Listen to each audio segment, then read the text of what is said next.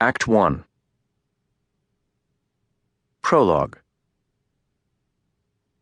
I sit with my wrists cuffed to the table and I think, but that I am forbid to tell the secrets of my prison house, I could a tale unfold whose lightest word would harrow up thy soul. The guard stands by the door watching me like he's waiting for something to happen. Enter Joseph Colborne.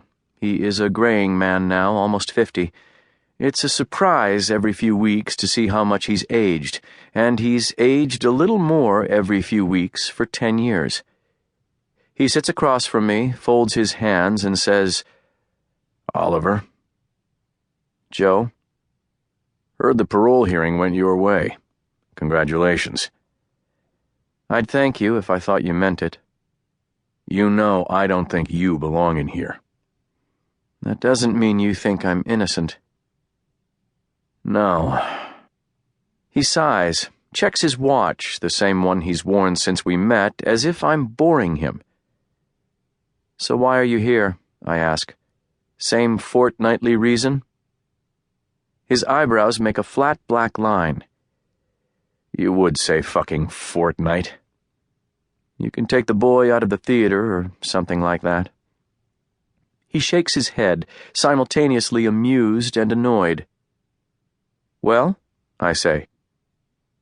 "Well, what?" "The gallows does well, but how does it well? It does well to those that do ill," I reply, determined to deserve his annoyance. "Why are you here? You should know by now I'm not going to tell you anything." "Actually," he says, "this time I think I might be able to change your mind." I sit up straighter in my chair. "How?" "I'm leaving the force. Sold out. Took a job in private security. Got my kids' education to think about." For a moment, I simply stare at him. Colborne, I always imagined, would have to be put down like a savage old dog before he'd leave the chief's office. "How's that supposed to persuade me?" I ask. "Anything you say will be strictly off the record." "Then why bother?" He sighs again, and all the lines on his face deepen. "Oliver, I don't care about doling out punishment. Not anymore.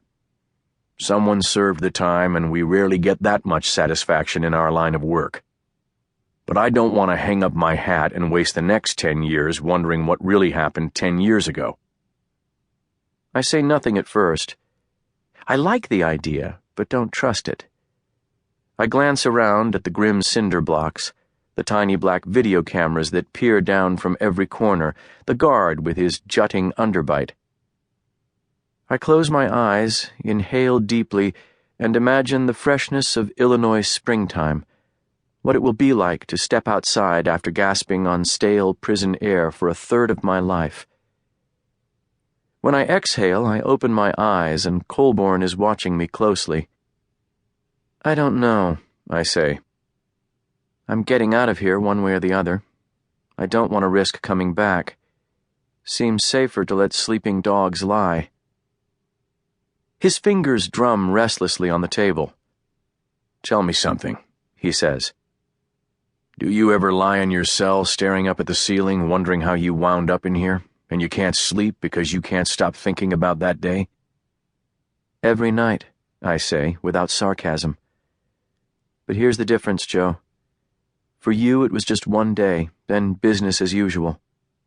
For us it was one day, and every single day that came after." I lean forward on my elbows so my face is only a few inches from his, so he hears every word when I lower my voice. "It must eat you alive, not knowing. Not knowing who, not knowing how, not knowing why. But you didn't know him." He wears a strange, queasy expression now, as if I've become unspeakably ugly and awful to look at. "You've kept your secrets all this time," he says. "It would drive anyone else crazy. Why do it?" "I wanted to." "Do you still?" My heart feels heavy in my chest.